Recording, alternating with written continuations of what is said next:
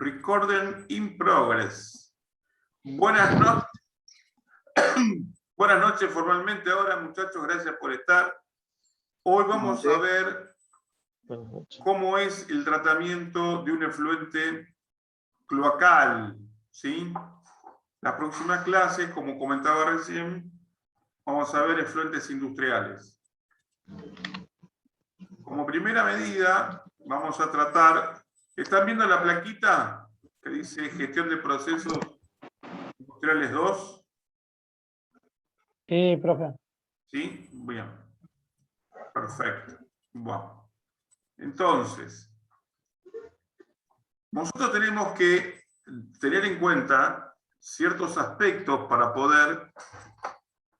Pablo, ¿se escucha mejor? ¿Se escucha mejor, Pablo? ¿No? No, debo tener problemas. Eso que tengo Wi-Fi en la casa, no estoy usando los datos del teléfono. Está bien, ¿eh? Bueno. Bueno, no importa. Lo que habremos de tener en cuenta, muchachos, son algunos parámetros para el diseño de la planta de tratamiento. ¿Sí? Primero tenemos que saber bien el origen del agua que vamos a tratar. Cuando se trata de un agua cloacal, un efluente cloacal, va a venir seguramente de la cocina, donde se preparan los alimentos, va a venir de los sanitarios, va a venir de las duchas. Entonces, hay un complejo, ¿sí? Vamos a ir viendo que cada sector de los que yo mencioné hace un aporte de contaminantes distintos. Por ejemplo, la cocina, grasas y aceites, también hace aporte de detergentes, porque cuando hacen la higiene, algún producto de limpieza, lavandina, o sea, cloro, cuando se obtura algún caño, algún líquido para desobturar el conducto. Cuando hablamos de los sanitarios, bueno, orines, materia fecal, y cuando proviene, por ejemplo, de las duchas, otro detergente, porque el shampoo no es ni más ni menos que un detergente que tiene características muy similares al detergente con el que se lava la vajilla. Y bueno, todo esto complejiza el efluente a tratar. Pero también otra cosa que tenemos que tener en cuenta nosotros. Tenemos que tener en cuenta el agua que utilizamos. ¿De dónde proviene el agua donde cargamos el tanque para el uso diario? En esto quiero hacer una salvedad que no es menor. A lo largo de toda la provincia de Buenos Aires, nosotros tenemos en la área metropolitana de Buenos Aires, que son todos los partidos que lindan con Cava, a eso se lo llama área metropolitana de Buenos Aires. Bueno, todo eso antes, hace muchos años, lo atendía un organismo nacional que era Obras Sanitarias de la Nación. ¿Qué hacía? Hacía cloacas, suministro de agua, ¿sí? Con el tiempo ese ente dejó de existir y el servicio le empezó a suministrar AISA, que fue en un momento Aguas Argentinas, que después fue privatizado, después fue pasado de vuelta al Estado. Entonces, lo que era AISA, lo que era Obra Sanitaria, ahora es AISA. Pero cuando vos te alejás un poquito del área metropolitana de Buenos Aires y te venís al segundo cordón, que está entre Camino de Cintura y Ruta 6, ¿sí? Partidos como Merlo, Rodríguez, Sí. bueno, a esa altura estoy hablando. Ahí el agua que utilizo la tomo de la napa. Y el agua esa, para poder utilizarla, yo tengo que pedir autorización a la autoridad del agua de la provincia de Buenos Aires. O sea que acá tenemos dos entes distintos, AISA y la autoridad del agua. Pero si nosotros estamos dentro de algún comité de cuenca, como puede ser el Comité de Cuenca del Río Reconquista, Matanza Reconquista, Una Matanza pregunta, Riachuelo, Ricardo. o dentro del... Sí, ¿Cómo sería eso de sacan de las napas? Porque yo vivo en Lanús y acá nos quejamos, las napas están al ras del piso. ¿Qué no se podría hacer acá porque está aguas argentinas? ¿Sería lo que eso? pasa es que vos ahí, donde hay servicio de aguas argentinas, donde hay servicio de aguas argentinas, vos no podés explotar el recurso, salvo en situaciones muy particulares. ¿Sí? Porque la red te la da, el servicio del agua potable te lo brinda AISA. Sí, pero Vos las estás, napas están tan altas que literalmente bueno, brotan. porque Hace medio metro dame de un fondo. segundito que ahora te lo explico. Déjame redondear lo que venía explicando y vemos eso a continuación. Dame un minutito, un minutito. Entonces, después tenemos estos dos comités de cuenca, que uno es el ACUMAR, Comité de Cuenca Matanza Riachuelo, y después tenemos el otro, que por la zona norte, que es el COMIRREC, el Comité de Cuenca del Río Reconquista. ¿Sí? El ACUMAR está más activo, está mucho más activo y fiscaliza mucho. Y después también hay un organismo que depende de la Secretaría de Nación, la Secretaría de Ambiente de Nación, que es la Dirección del Control de la Contaminación, que también hace inspecciones en el tema agua. O sea, vienen, fíjense ustedes en el tema agua, qué complejo es la cosa. Porque vos tenés muchos entes que te pueden tocar el timbre y entrar por ese tema. Aprovecho a hacer un comentario, gracias a Pablo. Esto lamentablemente no está en el apunte. Y si yo se lo quiero dar, porque esto es lo práctico, esto es lo que le sirve. El apunte no está mal, está bien, pero obvia estos temas, que a mí me parece que ustedes deben conocer.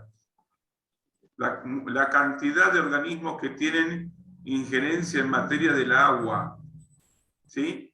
Por eso es que yo a veces me salgo un poquito del libreto oficial y les doy otras cosas que yo considero que son más ricas para la formación técnica de ustedes. Yo ¿Se pensé que era comprende, solamente Pablo, AISA. por qué? Pensé solamente que era AISA lo más grande de acá, que movía, digo. Yo creí eso. Perdón, ¿se comprendió lo que estuve explicando recién? El motivo por el Sí, cual Ricardo. yo a veces Sí, Ricardo. me corro un poquito y le doy la materia de este lado. Bueno, Mejor, Ricardo. Por ahí se entiende mejor de esa forma. Como a mí, al menos a mí me pasó. yo creo que les va a servir más. Sí, Claudio. Tenés el micrófono apagado, Claudio. No se escucha, Sí. Claudio. No, ahora sí. No, te decía por la experiencia que tenés vos, que es más rico que lo que puedes expresarse en un papel. Me parece que vos lo Yo tenés creo que más. tendríamos que aprovechar eso. Un poco... Y hablando un poco de eso, acá en Ezeiza está el INA, que es del agua, ¿no? El Sí, INA señor, muy bien. Pero el INA es el Instituto Nacional del Agua.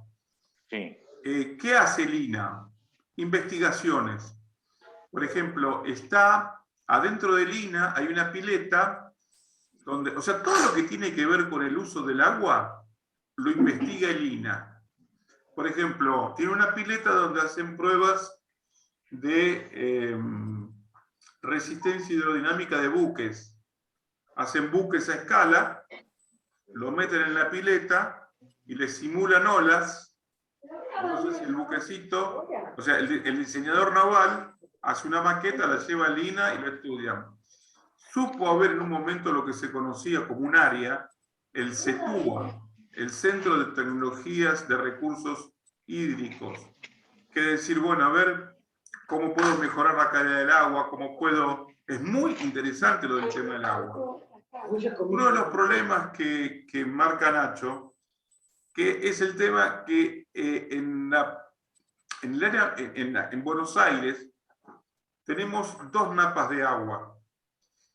Una primera, en realidad son formaciones geológicas. La primera napa es lo que se conoce como la formación Pampeano, así le llaman los geólogos. Es esa agua que nosotros conocemos como la napa freática, que lamentablemente está muy expuesta a los pozos negros, que técnicamente se conocen como pozos de absorción. ¿Qué es un pozo de absorción? Es un método de tratamiento domiciliario. Es decir, yo tengo un baño, tengo una cámara séptica, donde se depositan barros, y los líquidos después pasan a un pozo directamente, que hace un intercambio con las paredes del pozo, que tienen cierta permeabilidad, hacen filtrar el agua del baño a la napa. ¿Qué pasa? Se saturó de pozos de absorción. Entonces, lo que empezó a haber es contaminación cloacal. Después, en la provincia, la región, toda la región, tiene un régimen muy particular. Esta región tiene épocas de exceso hídrico y épocas de déficit hídrico. Por ejemplo, los 90, el primer quinquenio de los 90, había una gran cantidad de agua. Entonces, ¿qué pasaba con las napas? Subían. Vos clavabas una para en el jardín y te salía agua. A veces también eso se provoca por un desmanejo de los recursos. Ahora la napa está bastante deprimida en un lugar donde estaba alta, o sea, esta napa responde un poco a los influjos del clima, condiciones de presión, de situación hídrica. Sí, Gaby. Pregunta, Ricardo, ¿y la sobrepoblación también, no influye mucho en eso? Señor. Sí, señor. Y acá lo que él me da pie para otra cosa. En el año 1995, AISA, en ese momento era Aguas Argentinas, que lo tenía una empresa francesa concesionado, presentó un plan quinquenal, o sea, un plan a 5 años, para traer agua del Río de la Plata para los partidos de Ituzaingó, Morón, 3 de febrero, San Martín, que en ese momento se suministraba agua tomándola de pozos propios. O sea, había cooperativas que mandaban una perforación a 60, 70 metros, que es donde está la otra formación geológica. Arriba está el Pampeano o capa freática. Son acuíferos confinados. No es que yo voy bajando y me encuentro con un río en el que puedo nadar. No. Me encuentro en una zona donde hay un barro muy chirle. No es agua cristalina, es un barro, es un suelo saturado de agua, que después se filtra y queda agua. Pero si yo después sigo bajando y llego a los 60, 70 metros, me encuentro con la formación que se conoce como Puelche, que es de muy buena calidad en zonas como Exaltación de la Cruz, Luján. O sea, donde estamos hablando en el campo, todavía es de muy buena calidad. Acá donde vive Gaby tiene que haber muy buena calidad de agua. Sí, pero acá el agua de acá no se puede tomar. Porque vos tenés un lago, una laguna ahí. No, y aparte hay una papelera también, Ricardo, acá. Bueno, es otro tema. Te hago una pregunta, Ricardo, ¿y las plantas purificadoras qué tiene que ver con esto? ¿Algo tiene que ver o no? Las plantas plantas purificadoras. A ver, el tema... ¿quién me preguntó? Levante la mano, ¿quién me preguntó? Yo, Pablo. Aguantame un segundito, Pablo, que redondeo algo y vamos a Dale, eso. dale. Perfecto. Les agradezco mucho la participación, muchachos. Les agradezco mucho. Veníamos hablando, ¿qué hizo Aguas Argentinas?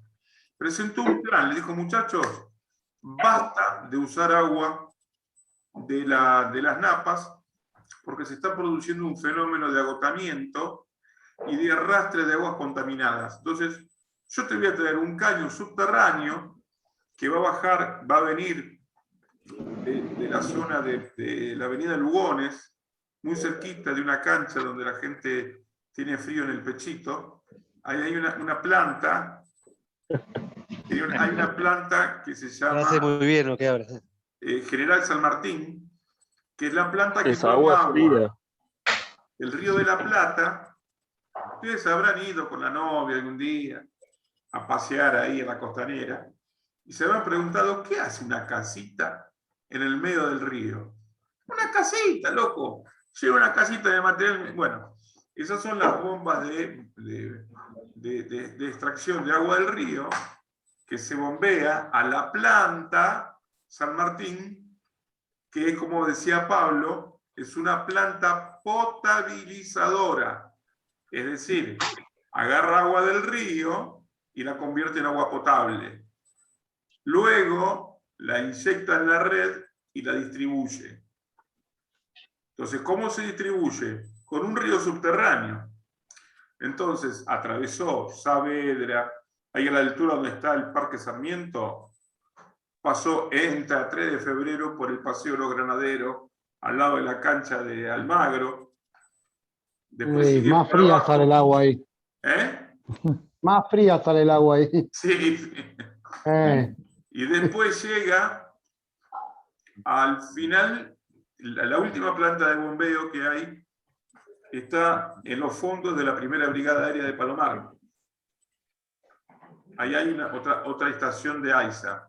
Y después con eso llega a Ituzaingó, Morón, 3 de febrero, San Martín. Ahora, ¿cuál fue el problema? AISA te dice, yo te doy el agua. ¿Vos qué hacés? Antes sacabas el agua de la napa, la usabas y la volvías a inyectar en la napa. Durante 10 años, 15 años, AISA te daba agua. La traías del río. La usabas. Y cuando apretabas el botón del baño, la mandaba de vuelta a la napa. O sea que estaba inundando la región con agua del río. Porque, muchachos, esto es muy importante, las obras de saneamiento necesitan que haya un suministro, un tratamiento y una disposición final. Porque si yo solamente inyecto agua, ¿qué termina pasando? Suben las napas freáticas, porque cada vez que descargo agua y la inyecto en el suelo, ¿qué pasa con la napa? Sube. Crece. Entonces, ¿qué pasó Por eso ahora? está. Se hicieron obras de cloaca, pero las plantas de tratamiento no están terminadas. ¿Sí? Sí, acá está pasando eso, Ricardo. Están haciendo la red de cloaca y la planta, bueno, hace 2 años que no se puede terminar. Es un problema, es un problema. Pero Acá en bueno, Echeverría, Lo que ustedes, en Echeverría, vos me decías, acá están terminadas las cloacas y está terminada la planta de tratamiento. Lo que sí, el agua, que es de red, pero sale de los pozos. Yo en la esquina de mi casa tengo una bomba. ojo Y que es de esa pozo. bomba no es agua potable. Son bombas que se instaló en un momento para achicar las napas. exacto. En un momento fue tanto, te estoy hablando finales de los 90, principios de los 2000, era tan, por ejemplo, en Ciudadela, vos querías cruzar por debajo del túnel de la estación de Ciudadela y no podía pasar porque estaba inundado. No, pero acá la red te la pasan, es para el agua domiciliaria y es más, tiene el dosificador de agua el dosificador de Sí, le ponen ¿sabés el qué kilo. pasa? En realidad vos tenés agua por red. Sí. Bueno, pero el agua que vos tenés en la bomba en la esquina no es el agua que vos tomás. Ah, ¿no? No, esa viene de otro lado. El agua, vos estás en Lanús, No, yo estoy en Echeverría, en Monte Grande. en Esteban de Echeverría, bueno. Monte Grande. Posiblemente, viste la planta potabilizadora que está en Quilmes, al costado de la autopista Buenos Aires-La Plata. Sí. Bueno, el agua te llega de ahí. Pero lo que vos tenés en la esquina de tu casa es una bomba de achique. Hace unos años, al lado de la canchita de Estudiantes de Buenos Aires, hicieron un túnel. ¿Qué es esa? No me digas que sos de estudiante vos. Más o menos, Ricardo, un poquito. En esa época, hacen la obra y estuvo parada como 6 meses, porque si llegó a una cota que era una pileta. Entonces estaban pusieron bombas achicando agua. Cuando lograron sacar el agua, terminaron la obra. Es un tema, miren muchachos, la ingeniería hidráulica es un tema más en un lugar como Buenos Aires. ¿Sí? Bueno, Antiguamente no se pedía muestreo del agua, no se tomaban muestreos y se llevaban a analizar para ver si era potable o no el agua que salía de las napas. Del agua del pozo y eso. ¿Pero en dónde, Ariel? Por ejemplo, acá por ciudad, o sea, por Lanús, por todos estos lados. Antiguamente se tomaba cuando se podía usar el agua de las napas. Permanente, o sea, todos los días se toma control de la calidad de agua de provisión. Todos los días. Claro, pero te digo más, no todos los días, cada hora. Bueno, seguimos un poquito con la clase. Lo que usted decía, Ricardo, sí. Lo que usted decía de lo de Aguas Argentinas fue lo que pasó ahí sobre General Paz, que había un bombeo ahí de las napas. Sí. Ahí hicieron un arreglo gigante, me acuerdo. Sí, sí. Aunque te parezca mentira, ahí estamos en la cuenca del río que pasa por debajo de Juan B. Justo. Maldonado. El Maldonado, el arroyo Maldonado. Vos sabés que han llegado a bombear agua del Maldonado al arroyo Morón con ese sistema de bombas para que no se le inunde la capital. Y la mandan acá, al arroyo Morón, que después descargan el Reconquista. No, eso han hecho maravillas los muchachos. Bueno, ¿qué otra cosa tengo que tener en cuenta? El proceso. En este caso es un efluente cloacal, ya más o menos, sé más o menos qué viene. Los caudales. ¿Qué cantidad de metros cúbicos hora? Recuerden ustedes que un metro cúbico son 1000 litros. ¿Sí? En plantas grandes es habitual de que te entren 1000 litros hora, un metro cúbico hora de caudal. Los volúmenes diarios, ¿sí? ¿Cuánto? 25.000 litros por día.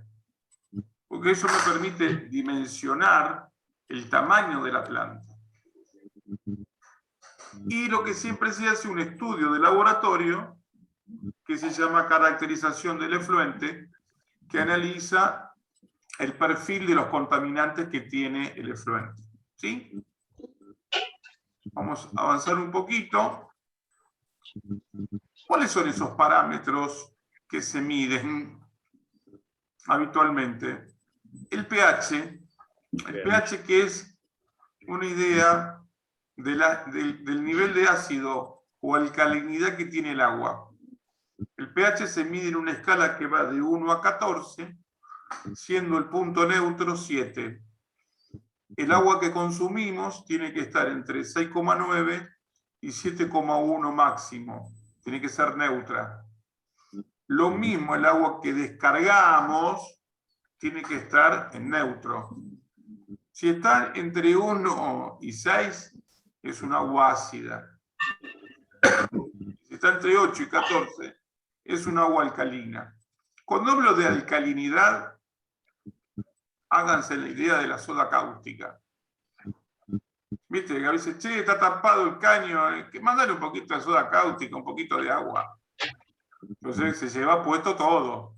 Mucho le echan ácido. O sea, tanto lo alcalino como lo ácido corrosivo, corroe. ¿Eh?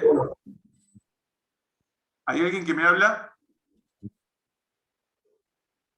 ¿Alguien me habló? Ah, bueno. Algo dijeron. Después, otro parámetro importante es lo que se conoce como la DBO, o la demanda biológica de oxígeno. ¿Qué es la DBO? Es una medida indirecta de la cantidad de bacterias que hay en el agua. Vamos a ver la importancia de la bacteria en este sistema. Y mientras la DBO es más alta, significa que tengo más bacterias consumiendo oxígeno. El DQO es la demanda química de oxígeno que sirve en los procesos de oxidación de algunos metales.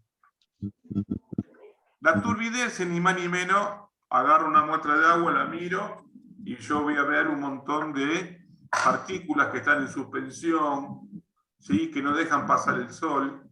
Bueno, el agua que yo descargo tiene que estar limpia. No puedo tirar agua con turbidez, ¿sí? El oxígeno disuelto. El oxígeno disuelto en el agua es una medida de la posibilidad de dar un sustento a la vida acuática. Si yo tengo muy poco oxígeno disuelto en el agua, piensen ustedes que tarde o temprano el agua que yo tiro a través de una zanja o de una cloaca, en algún momento llega un cuerpo de agua, a un arroyo, a un río, al río de la Plata. Entonces, si yo tiro agua con poco oxígeno, la vida que está en el sistema, en el ecosistema acuático, se muere. ¿Por qué? No perdamos de vista esto. Todos los seres acuáticos respiran oxígeno, no respiran agua. Tienen la capacidad y su sistema respiratorio adaptado para que extraer el oxígeno del agua y vivir. Pero un río sin oxígeno es un río muerto. El agua no se muere, lo que se muere es el ecosistema que lo contiene, que en realidad es una red trófica, es un montón de elementos que están presentes. Desde el plancton más chiquitito, mini crustáceos chiquititos, menos de 1 milímetro, plantitas acuáticas chiquititas, que son de la cual se alimentan los pececitos más chiquitos, que a su vez son el alimento de peces más grandes. Y así subiendo en la red trófica a las especies. Ustedes saben que en los ríos tenemos mucha especie de fondo. Dicho esto con todo respeto a las suegras, viejas del agua, sábalo, son todos animalitos que tienen una función de limpiar el fondo del río. Se ve que no le gustó el chiste de la suegra, pero no importa. Debe estar la suegra al lado. En algunos casos puede ser. Bueno, justamente el riachuelo murió en épocas cuando Argentina se empieza a meter en el mercado internacional, en la época de los grandes hacendados, por ejemplo, en la época de Rosas, en toda la zona que es Barrancas, Parque de los Patricios, que se llamaban de otra manera, ¿no? En zonas cercanas al río, estaban los tablados, que eran ni más ni menos que cadalzos, donde se boleaban a las vacas, se las subía desde las patas traseras y se la degollaba y se la abría. Dieguito, ¿me estás escuchando? Se la subía, se la degollaba, se la evisceraba y caía todo. Todas las vísceras al suelo, la sangre sobre el barro. Y bueno, ahí algunos historiadores cuentan que estaba todo eso lleno de perros. Era un desastre. Desastre. ¿Qué se hacía con el animal muerto? El cuero. Argentina era uno de los principales proveedores de cuero del mundo para hacer botas, cinturones, correajes militares. Y la carne se la salaba. Es un producto que se llama tasajo. Es una carne dura, que le sacás el agua a la carne, quedó seca como lengua el oro, y ese era el alimento con el que se alimentaban esclavos. O sea, se mandaba esa carne seca a zonas como Cuba, a partes centroamericanas, que era un centro de distribución de esclavos. Entonces, había mucho trabajo de eso. ¿Qué pasaba con la sangre y las vísceras? Se volcaban al riachuelo. Entonces, al principio, en un proceso que vamos a explicar, a ver ahora, en un ratito se va a cortar, ¿eh? Cuando las bacterias, tengan presente esto, muchachos, esto es muy importante. Tal vez lo más importante de la clase. La verdadera planta de tratamiento de efluentes cloacales son las bacterias aeróbicas. Ahora vamos a ver. Porque este microorganismo, teniendo disponibilidad de oxígeno en el agua y teniendo material orgánico para comer, se reproduce a escala logarítmica y convierte la sangre, los tejidos, la materia fecal, los orines, los transforma en sustancias simples. Ahora, ¿cuál es el problema? A veces crecen tanto las bacterias que agotan el oxígeno del río. ¿Sí? Ni más ni menos. ¿Qué ocurre cuando agota el oxígeno del río? Todo el ecosistema acuático muere. Entonces, hasta ellas mismas mueren. Entonces empieza a prevalecer otro tipo de bacteria que, aprovechando los gases que no es oxígeno, que son derivados de azufre, aparecen unas bacterias que se llaman anaeróbicas, que no respiran oxígeno. Y cuando en el proceso de respiración emiten sulfídrico, el famoso huevo, el olor a huevo podrido. Acá mi amigo Nacho me puede hacer el gesto de que en la cancha de Boca iban y se tapaban la nariz, porque por ahí viene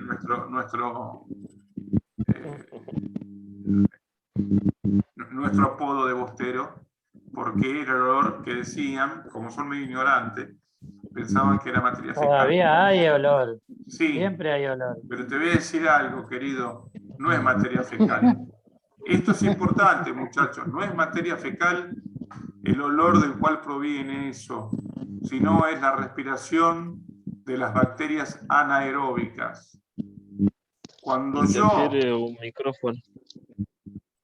yo tengo o siento ese olor en una planta de tratamiento, me está dando idea de que esa planta está desactivada.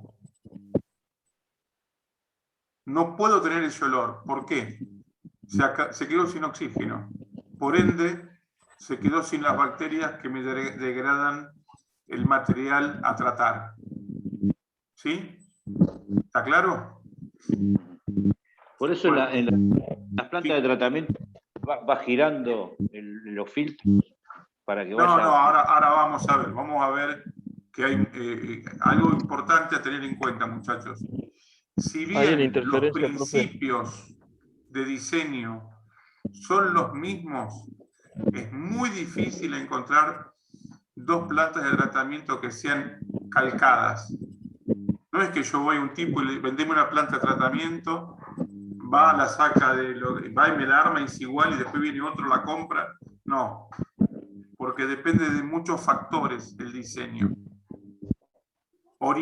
Históricamente se hacían plantas de tratamiento con una obra civil importante, o sea, con piletas de hormigón, con cañerías, con bombas, con todo. Hoy se está haciendo plantas modulares y se está utilizando mucho plástico reforzado, ¿sí? Y por lo general se trata de evitar las piletas de hormigón, porque muchas veces, como cualquier otra pileta, se rajan. En el momento vos tenés que sacar toda el agua esa, hacer una reparación. Capaz te quedaste 45 días sin pileta, o sea que estuviste 45 días volcando a la descarga el crudo sin tratar. Bueno, ahora de a poquito hay una tendencia. Aprovecho a mandar un chivo, estoy vendiendo plantas de tratamiento, así que si alguno necesita una, me avisa. Pero en serio, no es joda lo que usted dice. Pero bueno. Hay un micrófono que se escucha mal. A ver, puede ser el micrófono. A ver, Pablo. O Claudio, que son los únicos que lo No, tienen el mío no es, abierto. el mío lo tengo. Yo tampoco, el mío Sonido. tampoco. Bueno, entonces, ¿qué les decía? ¿Ahora se escucha bien? Ahí está, desapareció el ruido. Bien. Otros parámetros, coliformes. Es un indicador de presencia de estos tres que están acá, nos dan nitritos, nitratos y coliformes, nos dan la pauta de presencia de materia fecal. Sólidos sedimentables en éter etílico nos habla de la presencia de grasas. ¿Sí? Metales pesados son, cuando vean química van a ver que hay dentro de los elementos una serie de elementos como cobre, arsénico, plomo, níquel, cadmio, Cianuro. hierro, que son metales pesados, que tienen en presencia del orden de una millonésima parte, son buenos para la salud, pero en el orden de las milésimas partes, mata. En un proceso que se llama bioacumulación que se da en el hígado. Entonces, ojo. Eso no. ¿Sí? Eso nos pasa a veces en los asentamientos, Ricardo. El agua que toman tiene muchos químicos. Sí, pero en un asentamiento. Hoy me enteré que en el Chaco estuvieron fumigando y hay una familia de pueblos originarios que está muy mal contaminados porque lo fumigaron.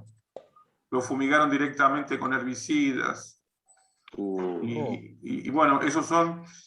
Uno de los problemas con esos productos, hay productos que son naturales, que hay organismos, microorganismos de naturaleza que los degradan. Pero cuando yo hago un producto químico en laboratorio, no existe ningún microorganismo que los degrade.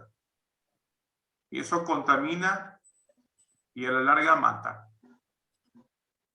Eso es el glifosato, ese glifosato que dice. Glifosato, fitosanitarios de todo tipo, hay muchos. El Roundup, hay un montón de... Y por eso dicen que en el mundo está todo lado prohibido. ¿Por qué lo usan acá? No sé. Y bueno, podríamos hablar horas enteras al respecto. Hay muchas cosas prohibidas. Yo me acuerdo, mi viejo era panadero. ¿Se acuerdan de la pichi? Le decían Sí, pichi, bueno, pero eso estaba prohibido. la pichi. Ahora hay otra cosa. No está mal Sí. la pichi, me parece. El ciclamato era. Ciclamato. En la